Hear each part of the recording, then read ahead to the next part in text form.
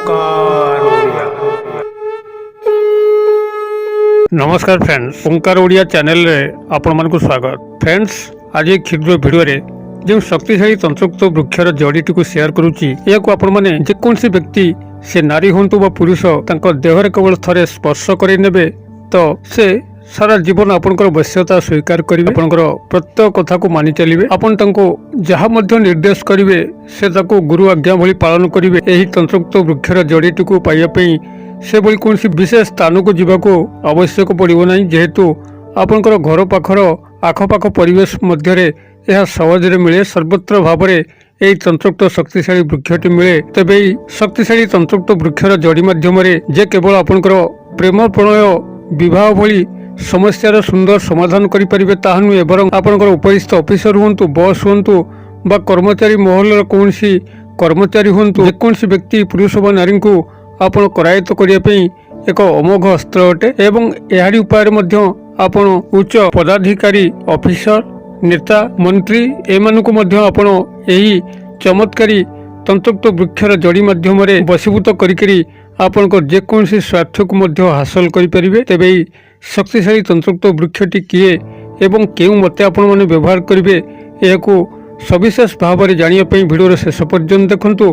Channel को प्रथम बार आसतले एवं एही भली कंटेंट रुचि रहउतिले चैनल को थिबा लाल कलर सब्सक्राइब बटन क्लिक करी बेल आइकन क्लिक करी एवं ऑल नोटिफिकेशन पर क्लिक करी चैनल टी को सब्सक्राइब कर नियंतु, जेभली कि आमे जेतल मध्य आपण मानक सेवारे एही भली तंत्र मंत्र वीडियो अपलोड करिवो तार सर्वप्रथम नोटिफिकेशन आपण पाखरे पहुंचीबो एवं से सब को आपण माने सर्वप्रथम देखिकरी किछि ज्ञान आहरण करि परिबे। तबे फ्रेंड्स, एबे नजर पकेबा ई शक्तिशाली तंत्रोक्त वृक्ष जहार जड़ीटी को आपण माने जेकोसी व्यक्ति से नारी हंतु बा पुरुष तांको देहरे केवल खाली थरे छुआई नेबे तो से आपनकर पश्चात धावमान करिवे, आपनकर कथा अनुसार चलिवे, आपण उठ कहले उठिबे, बस कहले बसिबे, एभली कोनसी गोटे कथा मध्य नाही जाकी से अमंग हेबे। एही तंत्रोक्त शक्तिशाली जड़ी माध्यम आपनकर जेकोसी अभिष्ट मध्य पूर्ण करि हबो। जदि कोनसी नारी बा पुरुषक पाखरे आपण से भली विशेष कार्य हासिल करिबार थाए मात्र से आपण कथार राजी हो नथांती, थरे परीक्षामूलक भाव में यही शक्तिशाली तंत्रोक्त जड़ी तांकर शरीर में गुप्त भाव में अर्थात से न जानी पारला भली अवस्था केवल थरे छुआई नहीं आसतु एवं यार चमत्कार आपण सांगे सांगे लक्ष्य करिवे। सेही व्यक्ति नारी बा पुरुष आपनकर प्रत्येक कथार ढलिया पे लगिवे, प्रत्येक कार्य को करि बसिबे। तबे एही शक्तिशाली तंत्रोक्त वृक्षटी आपनकर होची कला दुदुरा गछ, जहाँकि सर्वत्र विद्यमान। कला दुदुरा आपनकर फूल गुड़िक ईसत बैगणी वर्णर होता है, जहाँकि दुदुरार जेते गुड़े प्रजाति अच्छी धला दुदुरा, पीत दुदुरा बा हलदिया दुदुरा एवं एही कृष्ण दुदुरा एही विभिन्न प्रजातिर दुदुरा गछ अच्छी। आपनकर एही तंत्रोक्त कार्य केवल कला दुदुरा गछर ही प्रयोजन अच्छी। अतएव आपनकर आखपाखे अनुसंधान करंतु केउ स्थान में कला दुदुरा गछ अच्छी एवं से कला दुदुरा गछटी को ठाब कर सारा परे जेकोसी रवि पुष्या योग अर्थात पुष्या नक्षत्र युक्त रविवार आपनकर गोटे मासरे विभिन्न प्रकार नक्षत्र प्रत्येक दिवस अनुसार पड़ता है। जदि आपण माने कैलेंडर किंबा पांजी स्टडी करिवे तेबे विभिन्न प्रकार नक्षत्र आपण प्रत्येक दिन लक्ष्य करिवे। प्रत्येक तारीख तले गोटे लेखा नक्षत्र उल्लेख थाए, शतभिषा, आर्द्र, पुनर्वसु एही विभिन्न प्रकार नक्षत्र उल्लेख थाए। आपन केवल पुष्य नक्षत्र को ही स्टडी करिया पड़िबो। पुष्य नक्षत्र केउ तारीख रे पड़ुची तबे एही पुष्य नक्षत्र जो रविवार पड़थिबो ताहा ही आपनकर रवि पुष्या योग। जदि आप निजे स्टडी करि परिबे बहुत भल हम, कारण या स्टडी करिया भारी सहज। आपन गोटे कैलेंडर जदि हाथ में पाइबे से कैलेंडर टिके निरीक्षे कि देखले ए समस्त विषय को जानि परिबे को रविवार पुष्य नक्षत्र पड़ुची। आ जदि आपन ए सहज क्रियाटी को न करि परिबे तेबे पाखे थिबा ज्योतिष भाई मानकु पचारदेले से मध्य कहिदेबे को मासर रवि पुष्या योगर समय अवधि केते रहउची, केतेटारु केतेटा भितरे एही पुष्य नक्षत्र समस्त जोगाजोग रहउची। आपण माने सेही रविवार युक्त पुष्य नक्षत्र रे एही कृष्ण दुदुरार केवल मूल भागर जड़ीटी को संग्रह करिवे। तो तार गोटे दिन आगुरु एही कृष्ण दुदुरा गछ मूल को जाइथिबे, संगरे जल नैथिबे, धूप दीप नैथिबे एवं गोटे गुआ सिंदूर एवं एक टंकिकिया मुद्रा नैथिबे। ए समस्त सेही मूले अर्पण करिकरी कृष्ण दुदुरा को आपण निमंत्रण करी आसथिबे एवं कहिथिबे जे मु आगामी काली अर्थात जो रवि पुष्य नक्षत्र जो समय पड़ुची जहाँ आपण बुझिथिबे सेही समय भितर ही आपण सेठी कहिके आसथिबे जे मु आसिकरी आपणकर एही जड़ीटी को संग्रह करी एवं ମୋର ଏଇ କାର୍ଯ୍ୟକୁ ଆପଣ ସାଧିତ କରିବେ। ଏଇଭଳି ଭାବରେ ତାଙ୍କୁ ସେଇଠି ନିମନ୍ତ୍ରଣ ଦେଇକି ଆସିଥିବେ। ରବି ପୁଷ୍ୟା ଯୋଗର ଠିକ୍ ପୂର୍ବଦିନ ପୂର୍ବାହ୍ନ ସମୟରେ ସ୍ନାନ ଶୌଚ ହେଇକି ଯାଇଥିବେ ଏବଂ ରବି ପୁଷ୍ୟା ଯୋଗରେ ଆପଣ ପୁନର୍ବାର ସେତିକି ଜିନିଷକୁ ନେଇକି ଯିବେ। ଜଳ, ଧୂପ, ଦୀପ, ନୈବେଦ୍ୟ ଏଇଭଳି ଆପଣ ନେଇକରି ସେଠି ଜଳାର୍ପଣ କରିକିରି ଧୂପ ଦୀପ ପ୍ରଦର୍ଶନ କରିକିରି ନୈବେଦ୍ୟକୁ ଭୋଗ ଲଗେଇକିରି ତାର ଜଡ଼ିଟିକୁ ପୂର୍ବ ଭାଗରୁ ସଂଗ୍ରହ କରିବେ। ଅର୍ଥାତ୍ ଯେଉଁ ପଟରେ ସୂର୍ଯ୍ୟୋଦୟ ଘଟେ ସେହି ପଟରୁ ହିଁ ଆପଣ ଏହାର ଜଡ଼ିଟିକୁ ସଂଗ୍ରହ କରିବେ।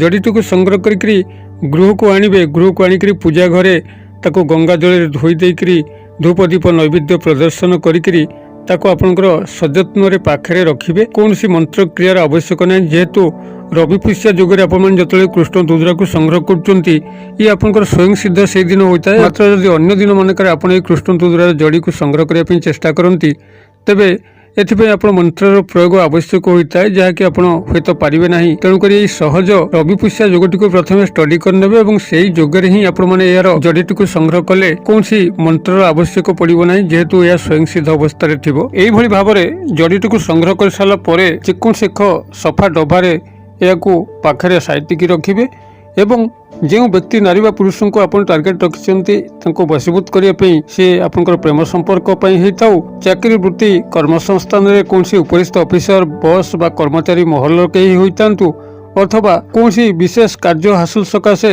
ଉଚ୍ଚ ପଦାଧିକାରୀ, ଅଫିସର, ନେତା, ମନ୍ତ୍ରୀ ଯେ କେହି ମଧ୍ୟ ହୁଅନ୍ତୁ, ଯାହାକୁ ଆପଣ ଟାର୍ଗେଟ ରଖିଛନ୍ତି ଏହି ବ୍ୟକ୍ତି ନାରୀ ବା ପୁରୁଷଙ୍କ ପାଖରେ ଆପଣଙ୍କର କାମଟି ଅଛି ଏବଂ ସେ ଆପଣଙ୍କର କାମଟିକୁ ନିର୍ବିଘ୍ନରେ କରନ୍ତୁ। ସେତିକିବେଳେ ଆପଣ ଯେକୌଣସି ରବିବାର ଦିନ ଏହି ଜଡ଼ିଟିକୁ ଡବାରୁ କାଢ଼ିକିରି ସାଙ୍ଗରେ ନେଇଥିବେ ଏବଂ ଗୁପ୍ତ ଭାବରେ ତାଙ୍କ ଶରୀରରେ କେବଳ ସ୍ପର୍ଶ କରିଦେବେ।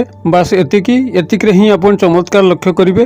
ଯଦି କୌଣସି ଗୋଟିଏ ରବିବାରରେ ଆପଣ ଏହାକୁ ସ୍ପର୍ଶ କରିବା ଭିତରେ ଯଦି ସେଭଳି ଶୁଭବେଳା ଆପଣଙ୍କର କପାଳରେ ନ ଢୁକିଲା ତେବେ ଆପଣ ଏହାକୁ ପରବର୍ତ୍ତୀ ରବିବାର ଏବଂ ତା ପରବର୍ତ୍ତୀ ରବିବାର ଏଇଭଳି 3 ଗୋଟି ରବିବାର ମଧ୍ୟ ଚେଷ୍ଟା କରନ୍ତୁ।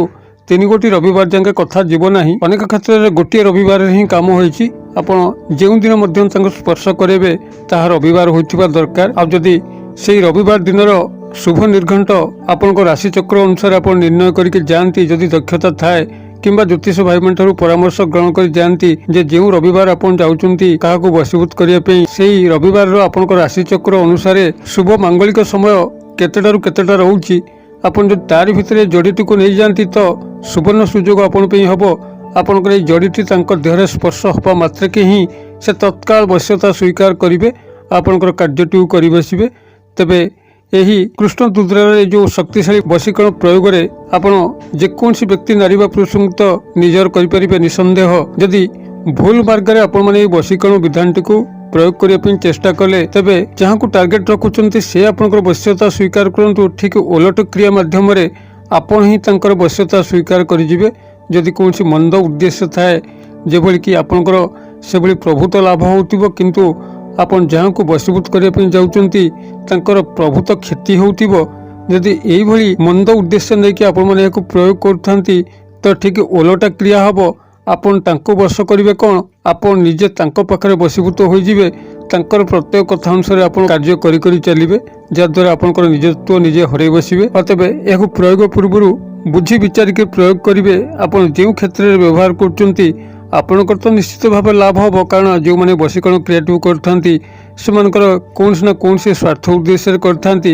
ତେବେ ସେ ସ୍ୱାର୍ଥଟି ଏଭଳି ନିନ୍ଦିତ ସ୍ୱାର୍ଥ ନ ହେବା ଦରକାର, ସାର୍ବଜନୀନ ସ୍ୱାର୍ଥ, ଯେଭଳିକି ଆପଣଙ୍କର କଲ୍ୟାଣ ହେଉଥିବ, ପରିବାରର କଲ୍ୟାଣ ହେଉଥିବ, ତା ସାଙ୍ଗରେ ଅପର ବ୍ୟକ୍ତିର କୌଣସି କ୍ଷୟକ୍ଷତି ହେଉନଥିବ। ନିଃସ୍ୱାର୍ଥପର ଭାବରେ ଯଦି ତାଠାରୁ କିଛି ଆପଣ କାମନା କରନ୍ତି ତ ଏହି ଶକ୍ତିଶାଳୀ ବଶୀକରଣ ଜଡ଼ିର ପ୍ରଭାବ ଆପଣମାନେ ଦେଖିବା ପାଇଁ ପାଇବେ। ତେବେ ଏହି ଭିଡ଼ିଓଟିକୁ ଦେଖି ସାରିଲା ପରେ ଏହି ମତେ ବ୍ୟବହାର କରନ୍ତୁ ଏବଂ କିଭଳି ଫଳପ୍ରାପ୍ତ ହେଉଛନ୍ତି ମୋତେ କମେଣ୍ଟ ବକ୍ସରେ ଲେଖନ୍ତୁ। ଭିଡ଼ିଓଟିକୁ ମଧ୍ୟ ସାଙ୍ଗସାଥି ମହଲରେ ଯଥେଷ୍ଟ ମାତ୍ରାରେ ସେୟାର କରନ୍ତୁ, ଯେଭଳିକି ଏହି ଶକ୍ତିଶାଳୀ ବଶୀକରଣ ପ୍ରୟୋଗ ବିଦ୍ୟାଟି ସମସ୍ତଙ୍କ ପାଖରେ ପହଞ୍ଚିବ ଏବଂ ସମସ୍ତେ ଏହାର ସଦୁପଯୋଗ କଲା ପରେ କାଳ ଭୈରବଙ୍କର ଅଶେଷ କରୁଣା ଆପଣମାନେ ପ୍ରାପ୍ତ କରିପାରିବେ ଭିଡ଼ିଓର କ୍ଷୁଦ୍ର ପରିସର ମଧ୍ୟରୁ। ମୋତେ ଏଇଠି ଆଜି ବିଦାୟ ଦିଅନ୍ତୁ। ପୁଣି ଆପଣମାନଙ୍କ ସହ ଦେଖା ହେବ ଏଇଭଳି ଏକ ଶିକ୍ଷଣୀୟ ଭିଡ଼ିଓରେ। से पर्यंत दर्शक बंधु आपण समस्ते मंगलमय कृपार भले था रहुछि। सर्वे भवन्तु सुखिन, सर्वे सन्तु निरामया, सर्वे भद्राणि पश्यन्तु मा कश्चित् दुर्भाग् भवेत्। ओम शांति, ओम शांति, ओम शांति। नमस्कार।